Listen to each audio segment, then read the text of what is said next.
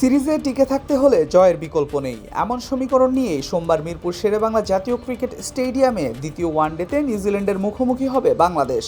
প্রথম ম্যাচে হারের পর সিরিজে সমতা ফেরাতে মরিয়া স্বাগতিকরা। দ্বিতীয় ওয়ানডেকে সামনে রেখে রোববার সকাল থেকেই কঠোর অনুশীলনে ব্যস্ত ছিল টাইগাররা।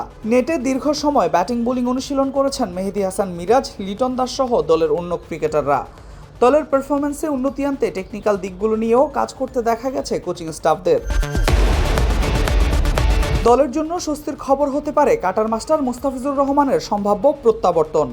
যদিও অনুশীলনে তাকে দেখা যায়নি, তবুও সতীর্থ শরীফুল ইসলাম জানিয়েছেন চোট কাটিয়ে পুরোপুরি ফিট আছেন মুস্তাফিজ এবং ম্যাচে খেলার সম্ভাবনাও রয়েছে তার।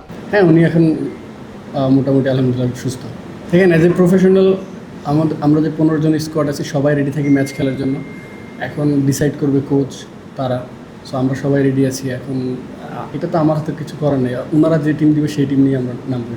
প্রথম ম্যাচে 26 রানের হারের কারণ হিসেবে পিচের ভিন্ন আচরণকে দায়ী করেছেন শরীফুল। তবে দ্বিতীয় ম্যাচে ঘুরে দাঁড়াতে আত্মবিশ্বাসী এই পেসার। তার ভাষায় নিজেদের সেরাটা খেলতে পারলেই জয় পাওয়া সম্ভব।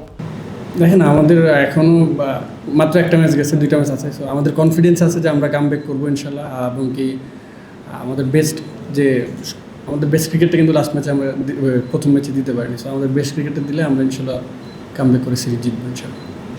অন্যদিকে সিরিজে এগিয়ে থাকা নিউজিল্যান্ড দল রয়েছে বেশ ফুরফুরে মেজাজে। অনুশীলনের শুরুতেই হাস্যোজ্জ্বল গ্রুপ ছবি তোলা তাদের আত্মবিশ্বাসেরই বহিঃপ্রকাশ। কিউই শিবিরের মতে মিরপুরের বর্তমান কন্ডিশনে পরে বোলিং করাই বেশি সুবিধাজনক। টস অনেক জরুরি, পরে বল করলে কিছুটা স্বস্তিতে বল করা যায়। শুরুর আগেই উইকেট ভেঙেছে অনেক, তখন আবার ব্যাটিং কঠিন মনে হতে পারে। টস অনেক জরুরি ছিল, উইকেট এখনও কাছ থেকে দেখিনি। ব্যাটিং আগে করে পরে প্রতিপক্ষকে চাপ দেওয়াটাই মনে হচ্ছে ভালো ব্যাপার হবে।